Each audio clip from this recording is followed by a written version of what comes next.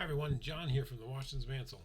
I know I think it's been a couple weeks now since I've made some videos.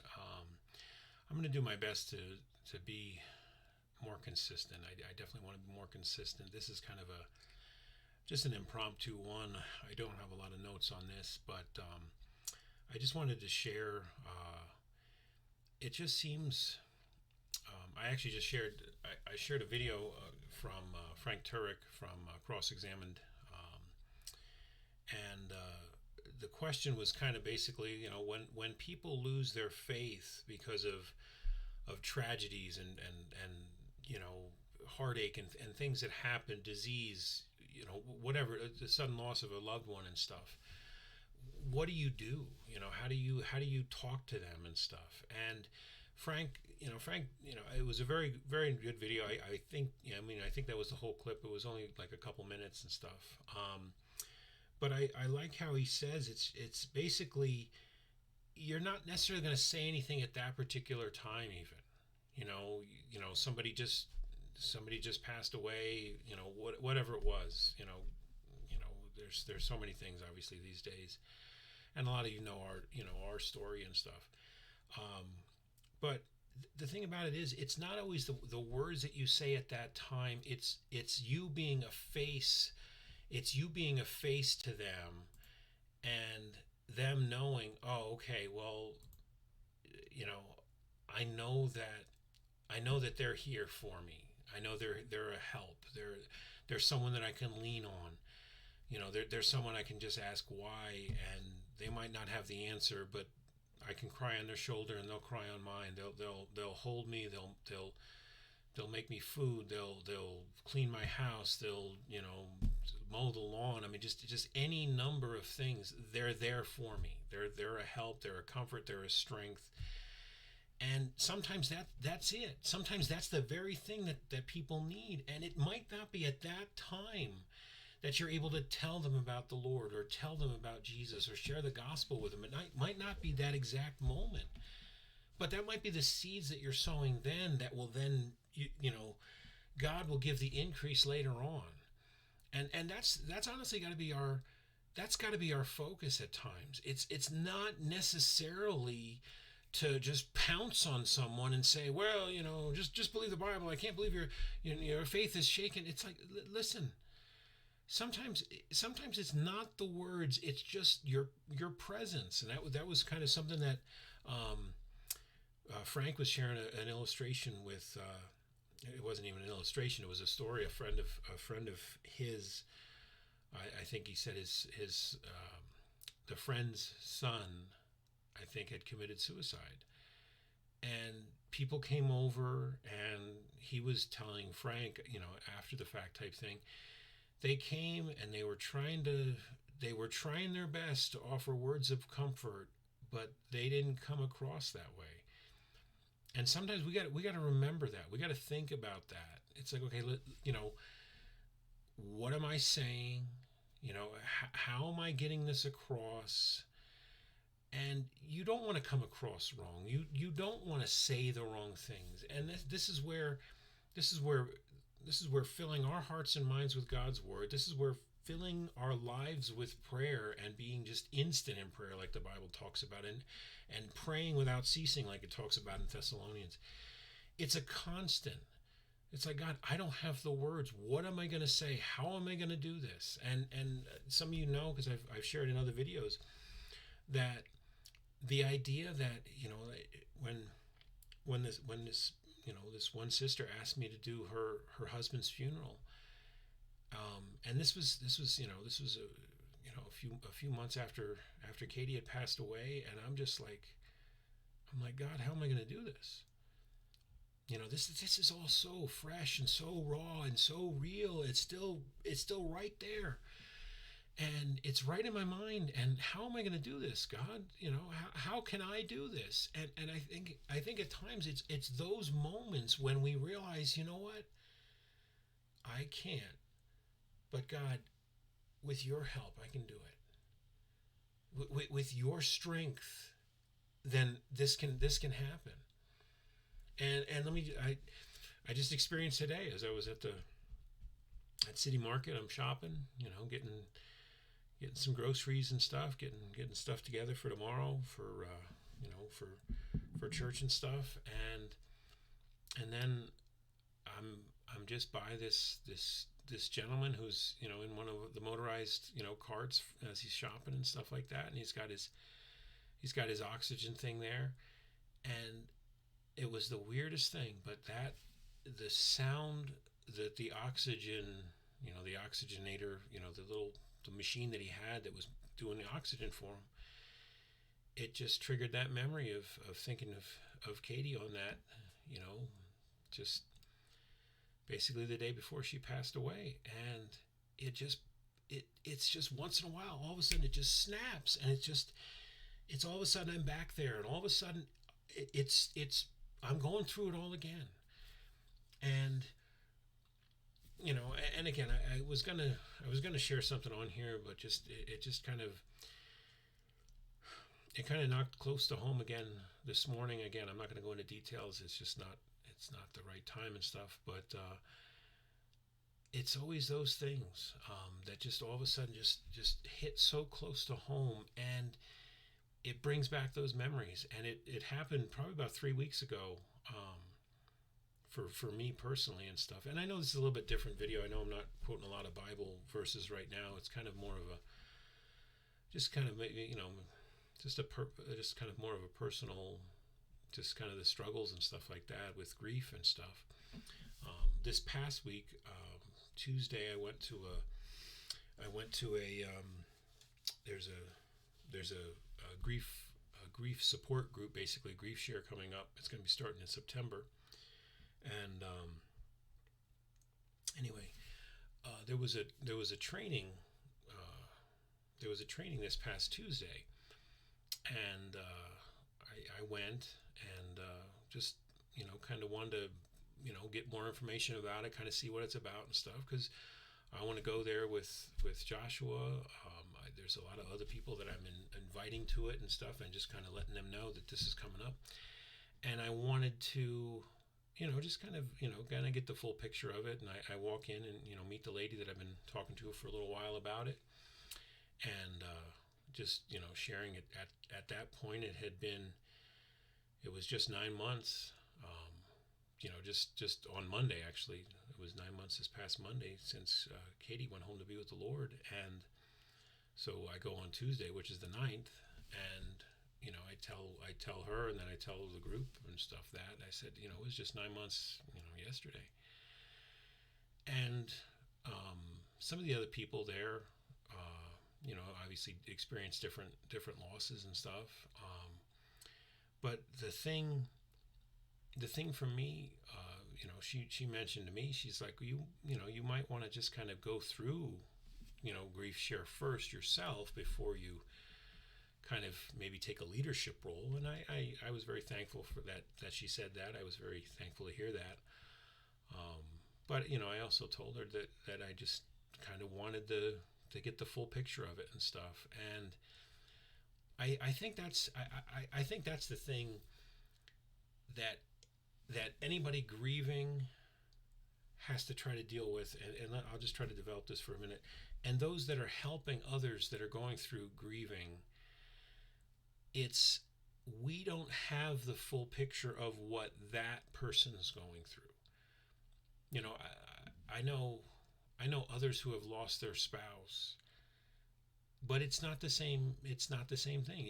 It could be, it could be another man lost his wife, and husband to husband. I know what you're going through, but I don't know all that person's going through. There's no way I can. Why? Because I'm not in their shoes. It's kind of like, Jesus talks about in the Bible, walk a mile in someone else's shoes and stuff. It's, I don't know what it's like to go through the loss of a spouse with young children. Joshua's 18. Just, I don't know what that's like. To me, it would be a lot harder. I don't know what it's like to lose a spouse after 30 years or 40 years or 50 years of marriage. Katie and I were just shy of 19, basically. But there's similarities, and that was one thing that I really liked about this training with Grief Share that I went to. It's the idea that it's the similarities. We don't necessarily focus on the differences. We're going to focus on the similarities. That, okay, we're both dealing with loss. We're all dealing with loss, whether it's the loss of a child, a spouse, a friend, a neighbor, coworker, whatever it is, grandparents, parents. It doesn't. Loss is loss. Not. And again, I don't want you to think that I was saying that the loss doesn't matter. The loss is tragic and hurtful and heartbreaking, and that matters. But it's not necessarily. It's not the loss that we're focusing on. We're going to focus on the similarities so that we can heal through the loss. That's the togetherness. That's the area that we can kind of all relate to, because each and every one of us in this world, if you've been alive for any amount of time, you've gone to a funeral. I went to funerals when I was a little kid. Joshua went, we went when Joshua was pretty small and stuff. So each and every one of us have experienced death. We've driven past a graveyard and seen the tombstones. We've gone to a memorial service. Lately, in the last several years, things have been on Zoom and stuff because people couldn't get out. You're not going to see everybody. You're not. It's sometimes you can't travel. How do you? I think about it years ago when my dad lost his brother and he couldn't fly, and I think, gosh, what if we had Zoom then, and they might have had video and stuff, but it just, there's so many things, each and every one of us are going through what we're going through personally, but we can relate in areas to others that are going through things. And I think that's the biggest thing we need to focus on, and not, me as a believer and stuff, me as a Christian, me as a Bible believer, and obviously I'm going to try to point others to the Lord, because that's where our true hope is, and I think about it as a lot of you might know and might not know, I'm kind of getting into a different career field. I'm starting part-time right now, but doing financial services and stuff. And it has to do a lot with planning. You're planning for the future. Do you know what's going to happen in the future? No, you don't. You don't know what's going to happen later today. You don't know what's going to happen tomorrow. So how do we plan? We plan the best that we can. We prepare the best that we can. How do I prepare for dying? First and foremost, as a Christian, what do you do? What am I telling someone who doesn't know the Lord? What am I telling them to do? Well, you need to trust the Lord. Well, who's the Lord? It's Jesus. Well, who's Jesus? Well, let me tell you about him. It talks about him through Matthew, Mark, Luke, and John. Okay, that's Jesus. Oh, okay, he was born in Bethlehem, and he was, laid in a manger, and then they went to Egypt, and then they came back, and they went into Nazareth, and then he went into he preached in Galilee and Capernaum, and he was persecuted, and then he was arrested and tried, and then all of a sudden he's being crucified, and then wait a minute, well, he was crucified and then he was buried, but wait a minute, he rises again from the dead, and well, gosh, he said, Father, it's finished. All these things that happen, you're seeing the life of Jesus Christ through Matthew, Mark, Luke, and John, and it expands on it as you get into Acts, through Revelation, basically, of what else that he did, and other upcoming events and stuff as you get into Revelation and stuff, and that brings up prophecy from the Old Testament and stuff. So, just a kind of a quick overview, basically this: Jesus died for the sins of the whole world. So that he died for my sins. He died for your sins. He died for your neighbors, your brothers, your sister, your cousins, your friend, your father, your mother, your grandmother, grandfather, everybody, your kids. He died for the sins of the whole world. And all you need to do, what do I need to do? How do I get his blood applied to my sins so I don't have to die in for my sins? Well, how do I do that? You believe what he did.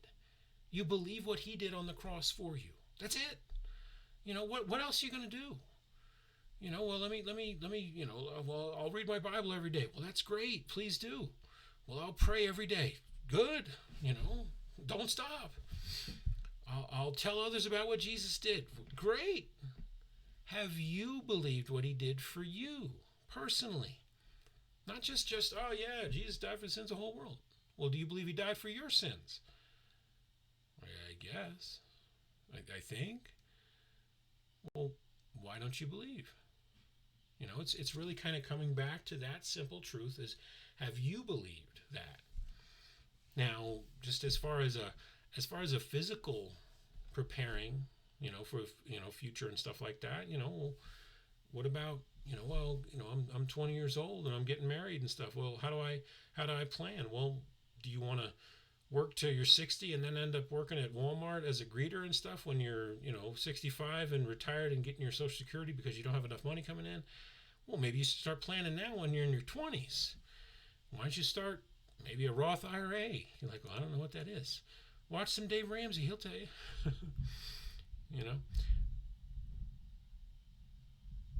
Some of that's thunder, but the Roomba is also coming down the hall, so I'm never quite sure. But I think the volume's loud enough on this, hopefully. So, but anyway, just as far as planning for the future and stuff, just from a not from a spiritual standpoint anymore, because that's what we were just talking about with trusting the Lord. Well, now how do I plan in the physical? What do I do now? And a lot of you can look up Dave Ramsey's baby steps. Even before that, he talks about basically income protection. What's income protection? Talks about life insurance. Talks about getting that. Because God forbid something happens to you, what's going to happen to your family? And I can't remember the exact percentage, but it's a pretty high percentage. God forbid the breadwinner, the quote unquote breadwinner, passes away. A lot of times the spouse loses the house within a short amount of time, especially considering if there's no life insurance, which basically is income protection. You're protecting what your spouse is making because God forbid something happens to him. What are you going to do? God forbid something happens to her. What are you going to do? And it's just preparing, and that's the whole thing about it. Now, let me just kind of, with all that, let me just come back for a few moments to 2 Corinthians in chapter 1. And I know I've talked about this quite a bit, but I think it's really, they were talking about this verse the other day in the grief share thing, in the grief share training. All right, well, I'll look at 2 Corinthians chapter 1. I'm going to look at verse 3. Blessed be God, even the Father of our Lord Jesus Christ, the Father of mercies and the God of all comfort, who comforteth us in all our tribulation, that we may be able to comfort them which are in any trouble, by the comfort wherewith we ourselves are comforted of God. Now, just kind of just breaking this down a little bit. When I'm hurting, I'm getting comfort from God. I'm getting strength from God. God's helping me through the struggles. Now, I started to say before, it was just a couple weeks back, but it just seemed like the whole week there was just things that would kind of come back to mind and remind me of Katie, and I would be thinking about her or thinking about that week. Nowadays, it just the vehicle wouldn't start the one day the battery was dead, so I had to charge the battery. And anytime that happens, I think about the morning that Katie passed away, because I had to get the vehicle running. I wanted to get to Walmart. I wanted to try to get Katie some vitamins and help her and stuff, and so the car was dead. Now I just every time the battery was dead, but every time that happens now, it just kind of I think about that. And now just this afternoon and stuff with that, the sound of that oxygenator machine there and stuff like that, and again, it just reminded me, and I think a lot of times what we have to remember, even as believers and stuff, we will struggle with the why. We will struggle with, well, how, and this can't have happened, and well, God, why didn't you, or you could have, and honestly, you won't find the comfort in that. You'll find the comfort in knowing, I'm glad you took my loved one home, and I know this might seem a little odd and stuff, but the comfort we have to offer is we offer it to everyone, but no one's forced to believe what Jesus did for them. God's not forcing it. There are consequences for not believing the gospel. There are consequences, and the consequences are death, and then being thrown into hell, and then eventually the lake of fire. And it doesn't have to be that doesn't have to happen if you trust the Lord. But God's not forcing you. God's not going to force anyone. We have the choice to make. You can believe or not believe. I hope and pray that you believe. I hope and pray that you would trust the Lord and believe what he did for you. Because it has eternal consequences. I'm gonna kind of wrap this video up, but I just want to just kind of unpack verse 4 a little bit, and just for a few moments. I don't want to make this video too long and stuff, but who comforted us in all our tribulation. So God's comforting us in our tribulation, that we may be able to comfort them which are in any trouble. So God comforts us in our tribulation, and then we can comfort others who are going through trouble by the comfort wherewith we ourselves are comforted of God. So the comfort we're getting is from God, and we're basically passing on God's comfort. And that kind of brings me back to how we kind of started this and I'll share the link to the video below from Cross-Examined from Frank Turek.